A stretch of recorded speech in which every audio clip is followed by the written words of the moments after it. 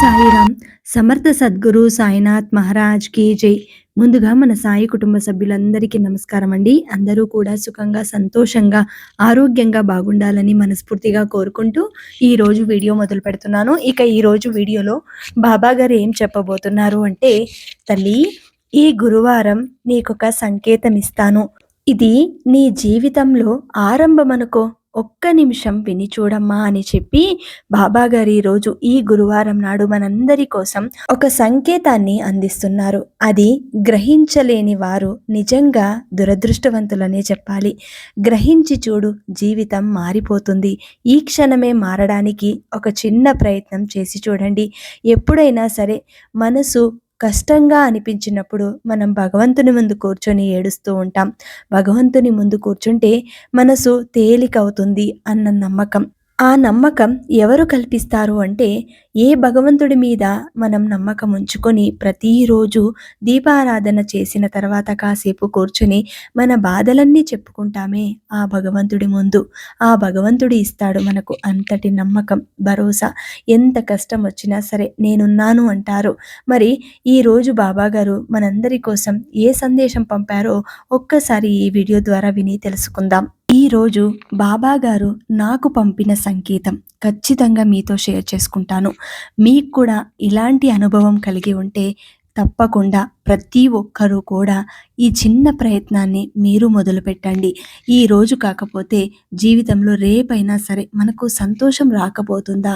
ఆ భగవంతుడి మీద నమ్మకం ఉంచుకున్నాం, తప్పకుండా మన జీవితం మారుతుంది. చాలామంది అనుకుంటూ ఉంటారు, నిజమైన ఆనందం ఎక్కడ దొరుకుతుంది అంటే డబ్బు, హోదాలో, ఆస్తిలో అనుకుంటారు. కానీ నిజమైన ఆనందం మనకు దక్కేది కొన్ని కొన్ని చిన్న చిన్న ఆనందాల వల్ల ఎంతో అనుభూతిని మనం పొందగలుగుతాము. అలాంటి అనుభవాలు మన జీవితంలో కలిగితే మనం ఎంతవరకు బ్రతుకుతామో అంతవరకు అలాంటి చిన్న చిన్న ఆనందాలే ఎప్పటికీ గుర్తు పెట్టుకుంటాము. కాబట్టి ఆ ఆనందాల నుండి నువ్వు దూరం కాకూడదన్నదే నా భావన. తల్లి, ఈ బాబా కోసం నాకు నైవేద్యం చేసి పెట్టావు. కడుపు నిండా తిన్నాను, ఎంతో సంతోషించాను. నీ కడుపు నింపడానికే ఈ సాయి వచ్చాడు. నువ్వు ఏ లోటుతో అయితే ఎంతో బాధపడుతున్నావో ఆ లోటు తీర్చడానికే నేను వచ్చాను. ఇక నువ్వు ఎలాంటి దిగులు చెందవద్దు. నీ సమస్య తీరిపోతుంది. నా మీద నమ్మకం ఉంచు. భక్తుడికి భగవంతుడు ఇవ్వవలసింది ఒక్కటే, నమ్మకం. ఆ నమ్మకం ఒక్కసారి కోల్పోతే ఆ భగవంతుడు ఏమీ చేయలేడు. భక్తుడు పడే బాధని భగవంతుడు చూస్తూ ఊరుకోలేడు కదా. తప్పకుండా ఆ భగవంతుడు నీ కోరికని తీరుస్తాడు. తల్లి, ఈ గురువారం నాడు ఈ బాబాని ఎంతో చక్కగా ఆరాధించావు. నన్ను నీ ఇంటికి ఆహ్వానించావు. నాకంతే చాలు. నీ మీద నాకు అపారమైన ప్రేమ ఉంది కాబట్టి నువ్వు నాకు ఎంతో ప్రియమైన భక్తురాలివి. తల్లి, జీవితంలో ఓడిపోయాను అని మాత్రం ఎప్పుడు అనుకోకు. ఓటమన్నది గెలుపు కోసం తహతహలాడేలా చేస్తుంది. కాబట్టి నీలో ఇంకా కసి పెరుగుతుంది. ఏదైతే సంకల్పం చేసుకున్నావో అది తీరేలాగా నీకు భగవంతుడు తోడుగా ఉంటాడు. మామూలు మనుషులు సమయాన్ని ఎలా సద్వినియోగం చేసుకోవాలో ఆలోచిస్తూ ఉంటారు. ప్రతిభ గల వారు సమయాన్ని సద్వినియోగం కోసం ప్రయత్నిస్తూ ఉంటారు. నువ్వు ఏ విధంగా ఉంటే నీ సమస్య అంత తొందరగా తీరిపోయి నువ్వు ఆనందంగా ఉండగలుగుతావు. తల్లి, చెప్పినవన్నీ గుర్తుపెట్టుకో. ఒకరిపైన మితిమీరిన నమ్మకం చాలా ప్రమాదకరం అవుతుంది. నమ్మకం ఎంత బలపడితే నమ్మక ద్రోహం అంత గట్టిగా తగులుతుంది. కాబట్టి మనుషుల మీద పెంచుకునే నమ్మకం కన్నా భగవంతుడి మీద పెట్టుకున్న నమ్మకం నీకు మేలు చేస్తుంది, మంచి మార్గాన్ని నడిపిస్తుంది, ధర్మబద్ధంగా ఉండేలా చూసుకుంటాడా భగవంతుడు. కాబట్టి తల్లి, ఈ సాయి ధ్యానం చేస్తూ ఉండు. సాయి నామస్మరణంతో లీనమయ్యి ఉండు. ఈ గురువారం నాడు సాయి కోసం మంచి పని ఒక్కటైనా చేసి చూడమ్మా. ఎవరైనా నీ ఇంటి ముందుకొచ్చి ఏదైనా కావాలి అని అడిగితే మాత్రం తోచింది ఇచ్చి పంపడం నీ ధర్మం. ఎందుకంటే ఆ రూపంలో భగవంతుడు నిన్ను పరీక్షిస్తున్నాడేమో. ఒక్కసారి ఆలోచించు. ఆ క్షణంలో నువ్వు మూర్ఖంగా ప్రవర్తించి వారిని వెనక్కి పంపకు. ఎందుకంటే భగవంతుడికి అర్థమవుతుంది నీ విలువ ఏంటి అన్నది. బంధం బలంగా ఉండాలి అంటే ఎదుటివారు తప్పు చేస్తే క్షమించగలగాలి. మనం తప్పు చేస్తే క్షమించమని అడిగే గుణం కూడా కలిగి ఉంటేనే నీ జీవితం బాగుంటుంది. ఈ సృష్టిలో హద్దులు లేనిది, ఎప్పటికీ తరగనిది తల్లి ప్రేమ ఒక్కటే. ఆ తల్లి ప్రేమకి ఎప్పటికీ నువ్వు దూరం కావద్దు. ఎందుకంటే అది ఒక్కసారి దూరమైతే మళ్ళీ తిరిగి నీ దగ్గరకు రావడానికి చాలా కష్టపడాలి. కలత చెందిన మనసును కుదుటపరిచే శక్తి ప్రేమతో కూడిన పలకరింపుకు మాత్రమే ఉంటుంది. కాబట్టి ఎప్పుడైనా కలత చెంది బాధగా ఉంటే ఆ క్షణంలో ప్రేమతో కూడిన పలకరింపు నిన్ను ఆనందపరుస్తుంది. అలాంటి ప్రేమ నువ్వు ఈరోజు పొందుతున్నావు అంటే నీకంటే అదృష్టవంతులు ఇంకెవ్వరూ ఉండరు. తల్లి, ఉన్నవారి విలువ ఎప్పటికీ మరిచిపోవద్దు. ఆ విలువలు ఒక్కసారి దూరమైతేనే నీకు అర్థమవుతుంది. కాబట్టి ఉన్నప్పుడు అలాంటి వారిని జాగ్రత్తగా చూసుకో. అలాగే మనమే జీవితం అనుకునే వాళ్లకు మన సమయం కేటాయించకపోతే, మనకు అవసరమైన సమయంలో మన అనేవాళ్ళు ఎవ్వరూ ఉండరు. కాబట్టి అలాంటి వారి కోసం కొంత సమయం కేటాయిస్తే మంచిది. అతి సున్నితమైన మరియు మంచి హృదయం కలిగిన వ్యక్తులు ఎప్పుడూ మానవ సంబంధాల విషయంలో దురదృష్టవంతులై ఉంటారు. ఎందుకంటే అతి మంచితనం కూడా మంచిది కాదు. కొంతమంది అతి మంచితనంతోనే మనల్ని మోసం చేస్తూ ఉంటారు. అలాంటి వారి పట్ల నువ్వు కృతజ్ఞత చూపించే అవసరం లేదు. అలాంటి వారిని దూరం పెట్టడమే మంచిది.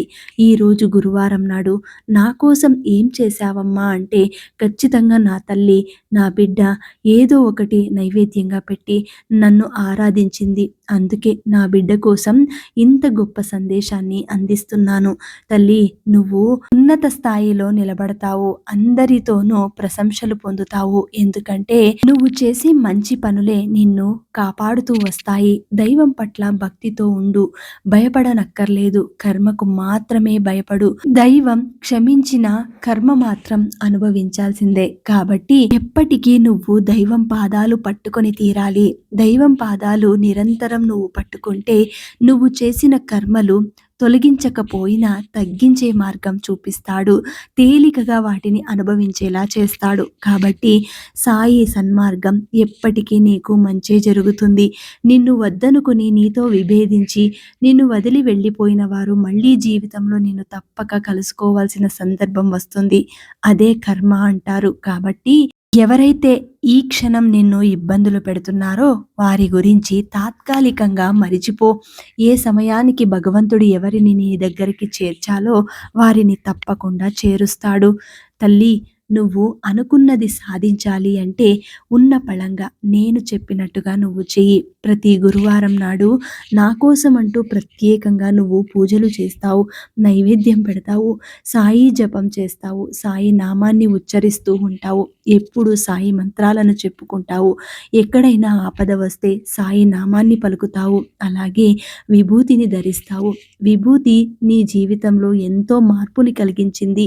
విభూతిని ఎప్పుడైతే నువ్వు నోట్లో వేసుకొని ఆ భగవంతుడు ఇచ్చిన నైవేద్యం అని నువ్వు ఎప్పుడైతే స్వీకరిస్తావో ఆ క్షణమే నీలో ఉన్న అహం, చెడు అలవాట్లు, చెడుతనం అనేది నీలో పూర్తిగా తొలగిపోతుంది. అలాగే నువ్వు ఎంతో ఆరోగ్యవంతురాలిగా మారిపోతావు. ప్రతిరోజు కూడా నీకు అనారోగ్య సమస్య ఉంటే వెంటనే విభూతిని నీళ్ళల్లో కలుపుకొని త్రాగితే నీకున్న సమస్య, అనారోగ్య సమస్య పూర్తిగా నయమైపోతుంది. బాబా ఏది చెప్పినా కూడా నీకు మంచి చేయాలనే చెప్తాడు. ఈరోజు నువ్వు నా మాట లెక్క చేయకుండా పెడచెవన పెడితే మాత్రం ఈ సాయి కూడా ఊరుకోడు. తల్లి, సాయిని నమ్ముకున్నావు, సాయిని తండ్రిగా భావిస్తున్నావు. మరి సాయి చెప్పింది ఎందుకు చేయలేకపోతున్నావు? అప్పుడప్పుడు ఒంటరిగా కూర్చొని బాధపడుతున్నావు. ఎవరో చెప్పింది అంతా చేస్తున్నావు, కానీ సాయి చెప్పింది ఎందుకు చేయటం లేదు? సాయి నీకు ఏంటి అనేది నీకు అర్థం కావాలి అంటే సాయి సచ్చరిత్రని చదువు, సాయి లీలలను చూడు. షిరిడీలో నివాసం ఉన్నప్పుడు సాయి ఎలా బ్రతికేవాడో ఒక్కసారి ఆలోచించు. సాయి కోసం అంటూ ఏది దాచుకోడు, అన్నీ భక్తుల కోసమే, అందరూ బాగుండాలనే సాయి ప్రయత్నం చేశాడు. తల్లి, మరి ఇంకెందుకు నన్ను అర్థం చేసుకోలేకపోతున్నావు అని బాబాగారు అంటున్నారండి. ఈరోజు మా ఇంట్లో కూడా బాబాగారు ఒక సంకేతాన్ని అందించారండి. ఆ సంకేతం ఏంటి అంటే ఖచ్చితంగా అది మీరు కూడా చూడాలి. నేను స్క్రీన్ మీద వీడియో పెడతాను. తప్పకుండా ప్రతి ఒక్కరూ వీక్షించండి. ఎందుకంటే ఇలాంటి సంకేతం అంటే మన జీవితంలో ఇలాంటివి చూసినప్పుడు కొత్తగా, వింతగా, మరీ అద్భుతంగా కనిపిస్తాయి. ఒక్కొక్కసారి మనసుకి ఎంతో ఆహ్లాదాన్ని ఇస్తాయి. ప్రతిరోజు ఈ గువ్వలు అల్లరి చేస్తూ తింటాయి. ఒకవేళ ప్లేట్‌లో గింజలు లేకపోతే పిలుస్తాయి నన్ను. నేనేం పని చేస్తున్నా పరిగెత్తుకుంటూ వచ్చి వాటికి గింజలు వేయాలి. నెక్స్ట్ మొమెంట్ మా ఇంట్లో వాళ్ళెవ్వరైనా సరే ఆ గింజలు వేయాల్సిందే. తర్వాత మేము ముఖ్యంగా పిచ్చుకల కోసం కొర్రలు వేస్తామండి. కొర్రబియ్యం మా ఇంట్లో పండించినవి ఉన్నాయి కాబట్టి కొర్రబియ్యం వేస్తాము. అవి ఎంతో ఇష్టంగా తింటాయండి. నీకు ఎంత కష్టం వచ్చినా సరే ఇలాంటివి కాసేపు కూర్చొని చూస్తే మనసుకి ఎంత ఆనందం వస్తుందో. అంతేకాదండి, ఇవి చూసినప్పుడు నాకైతే మనసంతా ఎంతో సంతోషంగా నిండిపోతుంది. వాటి అల్లరి, అవి చేసే సౌండ్స్ మనం వింటూ ఉంటే నిజంగా చాలా బావుంటుంది. ఇప్పుడు నేను ఇందులో ఎందుకు సౌండ్ పెట్టలేదు అంటే, మా ఇంట్లో వాళ్ళు టీవీ పెట్టుకొని ఒక మూవీ చూస్తున్నారండి. అదేమైనా సౌండ్ వస్తే కాపీరైట్స్ పడతదేమో అని చెప్పి నేను అది సౌండ్ కట్ చేశాను. అందుకోసం. లేకపోతే భలే అల్లరి చేస్తూ ఆ గింజలు తిన్నాయి. ఇలాంటి చిన్న చిన్న ఆనందాలు ఒక్కసారి మీరు వెతుక్కోగలిగితే తప్పకుండా మీకున్న సమస్య ఎంతదైనా సరే మీరు తీర్చుకోగలుగుతారు. కొంతైనా మీరు ఆనందంగా ఉండగలుగుతారు. బాబాగారు ప్రతి ఇంటికి వెళ్ళి భిక్షాటన చేసేవారు. భిక్షాటన చేసిన తర్వాత ఆయనే కూర్చొని తినేవారు కాదు కదా! ఆయన ఎక్కడైనా ఒక చోట కూర్చొని అన్ని పక్షులకు, జీవులకు వేసేవారు. మరి ఆ ఆనందం ఆయనకు మాత్రమే తెలుసు. అక్కడ పొందిన ఆనందం, అనుభూతి ఆ మనిషికి మాత్రమే అర్థమవుతుంది. ఇప్పుడు ఏదైనా పెద్ద సమస్యతో ఒక కుటుంబం బాధపడుతూ ఉంటుందనుకోండి. ఆ సమస్య తీర్చే శక్తి మీలో ఉంటే మీరు వెళ్ళి ఆ సమస్యని తీర్చగలిగితే, ఒకవేళ తీరుస్తే, ఆ తర్వాత పొందే ఆనందం, నీ మనసు పడే సంతోషం అంతా ఇంతా కాదు. ఒక్కసారి అలాంటివి ఏవైనా సరే, పెద్ద సమస్యనే కాదు, ఏ చిన్న సమస్య అయినా సరే, ఎవరిదైనా సరే, అది ఎంతటిదైనా సరే, ఎవరికైనా సరే పంచి చూడండి. ఆ ఆనందం నీలో నీకే అర్థమవుతుంది. తల్లి, 2 పదాలు నీ జీవితాన్నే మార్చేయగలవు. 1 చేయగలననే ఆత్మవిశ్వాసం. 2 చేయలేననే అపనమ్మకం. వీటిలో ఏది ఎంపిక చేసుకొని నడుస్తావో దానిపైనే నీ జీవితం అనేది ఆధారపడి ఉంటుంది. ఇతరుల కష్టాలను తీర్చగలిగే స్తోమత నీకు లేకున్నా ఇతరులకు ధైర్యం చెప్పే మనసు ఉంటే చాలు. కష్టాల్లో ఉన్నవారికి నిజంగా నువ్వే దేవుడు అన్నట్టు కనిపిస్తారు. ఎవరైనా సరే అంతే కోరుకుంటారు. నా కష్టం తీర్చడానికి దేవుడిలా వచ్చావు అంటారే, మరి అప్పుడు నీకేమనిపిస్తుంది? నీ మనసుకి ఎంత ఆనందం కలుగుతుంది? తల్లి, ఆశ, ఇష్టం, అవసరం అనేవి మనిషికి ముఖ్యమైన ఆయుధాలు. ఆశ మనిషిని బతికిస్తుంది. ఇష్టం మనిషిని ఏదైనా చేయిస్తుంది. అదే అవసరమైతే మనిషికి ఎన్నో నేర్పిస్తుంది. కాబట్టి నీ జీవితంలో కూడా ఆశ ఉండాలి. దాన్ని హద్దులు దాటి వెళ్ళనివ్వకు. ఇష్టం ఉండాలి. అతి ఇష్టం ఉండకూడదు. అవసరం కూడా అంతే. అత్యవసరము, ఎంతో ఇష్టమైన అవసరంతోనో నువ్వు ముందుకు సాగకూడదు. తల్లి, నీ జీవితంలో కూడా ఇలాంటి సంతోషాలు రావాలి. నువ్వు ఆనందంగా ఉండాలి. నేను పంపే సంకేతం నీకు అర్థం కావాలి అంటే నువ్వు నీలా బ్రతకడం నేర్చుకో. నువ్వు ఏ విధంగా బ్రతకాలి అనడానికి నీకు ప్రతిరోజు సందేశం పంపుతున్నాను. ఆ సందేశం ద్వారా నువ్వు ఎంతో జ్ఞానాన్ని పొందవచ్చు అని చెప్పి బాబాగారు అంటున్నారండి. ప్రతి ఒక్కరూ కూడా వారికున్న జ్ఞానం తప్పకుండా వారు ఉపయోగిస్తే మాత్రం వారు మంచి స్థాయిలో ఉండగలుగుతారు. కొంతమంది వారి జ్ఞానాన్ని దాచిపెట్టి ఇతరులు చెప్పింది వింటూ వారి జీవితాలను అల్లకల్లోలం చేసుకుంటున్నారు. బాబా కోసం ప్రత్యేకంగా ఒక స్థానం ఏర్పరిచి నీ ఇంట్లో పూజ చేసుకుని ఆరాధిస్తూ ఉండవచ్చు. బాబాగారి లీల ఒక్కటి చదివినా నీ జీవితం మారుతుంది. నీ ఇంట్లో ఏదైనా ఒక చిన్న సమస్య వచ్చినా లేదా పెద్ద సమస్య వచ్చినా ఏదైనా ఒక పని ప్రారంభించాలన్నా కూడా బాబాగారిని అడిగి చేసేవారుంటారు. మరి అది కూడా అందులో నేను కూడా ఒకదాన్ని. ఏదైనా సమస్య వచ్చినా లేదా ఏదైనా ఒక పని ప్రారంభించినా నేను బాబాగారిని అడుగుతాను. తప్పకుండా బాబాగారు ఇది చెయ్యి అంటేనే నేను చేయగలుగుతాను. అది కూడా నువ్వు 2 చీటీలలో రాసి నీకు నచ్చింది నువ్వేం చేయాలనుకుంటున్నావో ఇది చెయ్యి అని వస్తే మాత్రం తప్పకుండా చేయవచ్చు. చేయకూడదు అని వస్తే మాత్రం చేయకూడదు. అది ఎలా అంటే గురువారం నాడు మాత్రమే నువ్వు అడగాలి. బాబాగారి ముందు కూర్చొని దీపారాధన చేసి నీ సమస్య చెప్పుకొని నువ్వు ఏదైనా పని చేయాలన్నా లేదా ఎక్కడికైనా ఉద్యోగం కోసం ప్రయాణం అవ్వాలి అన్నా కూడా అందులో నువ్వు సక్సెస్ చూడాలి అంటే ముందు 2 చీటీలు రాయి. అవి బాబాగారి ముందు దీపారాధన చేసిన తర్వాత గురువారం నాడు కూర్చొని కళ్ళు మూసుకొని బాబాగారిని నమస్కరించుకొని పాదాల దగ్గర వేయాలి. అది కూడా కళ్ళు మూసుకొని వేయాలి. కళ్ళు మూసుకొని ఆ 2 చీటీలలోని ఒక చీటీని తీయాలి. ఆ విధంగా తీసిన తర్వాత అందులో ఎలాంటి సమాధానం నీకు వాపస్ వస్తే ఆ సమాధానం ద్వారా నువ్వు ముందుకు సాగాలి. ఇది నేను చేసే ప్రయత్నం అండి. ప్రతి ఒక్కరూ ఇలాగే చేయాలి అన్నదేమీ లేదు. మీరు బాబాగారు చెప్పిన విధంగా ఏ విధంగా నడుచుకుంటారో ఆ తీరులోనే మీరు వెళ్ళవచ్చు. మీకు నచ్చిన విధంగా, తోచిన విధంగా. నీ ఇష్టాలు ఎదుటివారికి ఎటువంటి ఇబ్బంది కలిగించినప్పుడు వాటిని మార్చుకోవాల్సిన అవసరం లేదు. నువ్వు ఎలా ఉంటే సంతోషంగా ఉండగలుగుతావో అలాగే ఉండు. ఎవరి కోసమో నీ ఇష్టాలను మార్చుకోవద్దు. ఒకరి ఇష్టాలను ఇంకొకరి పైన ఎప్పుడూ రుద్దకూడదు. మనకున్న ఆలోచనలు, మనకున్న భావనలు అందరికీ ఒకేలా ఉండాలన్నది కూడా లేదు. కాబట్టి ఎప్పుడూ కూడా నువ్వు నీలా బ్రతకడం నేర్చుకో.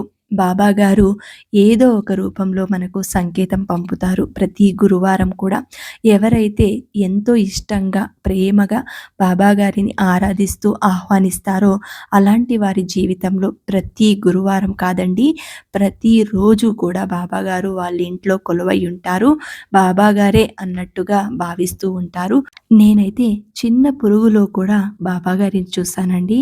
మా ఇంట్లో దేవుడి గదిలో ఏ చిన్న పురుగు కనిపించినా అది బాబాగారే అన్నట్టుగా దానిని తీసి ఎక్కడైనా జాగ్రత్తగా వదిలేస్తాను. మరి మీరెలా చేస్తారో నాకు ఒక చిన్న కమెంట్ రూపంలో ఇవ్వండి. అలాగే బాబాగారు మీ ఇంట్లో ఏదైనా సంకేతం పంపినా, మీ ఇంట్లో ఏవైనా మిరాకిల్స్ జరిగినా కూడా నాతో షేర్ చేసుకోవాలి అనుకుంటే srilata8983@gmail.comకి మెయిల్ చేయవచ్చండి. తెలుగులోనే పంపండి, పర్వాలేదు. నేను దానిని మన ఛానల్లో మన సబ్స్క్రైబర్స్ అందరికీ విన్నవిస్తాను.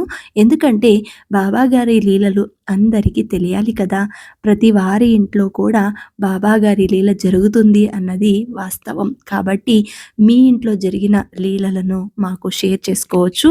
క్రింద డిస్క్రిప్షన్లో నా మెయిల్ ఐడి ఇస్తానండి. అక్కడ నుండి తీసుకొని మీరు మెయిల్ చేయవచ్చు. మరి ఈ వీడియో గనుక మీకు నచ్చితే మన సాయి బంధువులందరికీ అందేలాగా షేర్ చేయండి, లైక్ చేయండి. మళ్ళీ ఇంకొక వీడియోతో మీ ముందుంటాను. అంతవరకు సెలవు. సర్వే జన సుఖినో భవంతు. సర్వం శ్రీ సాయినాథార్పణమస్తు.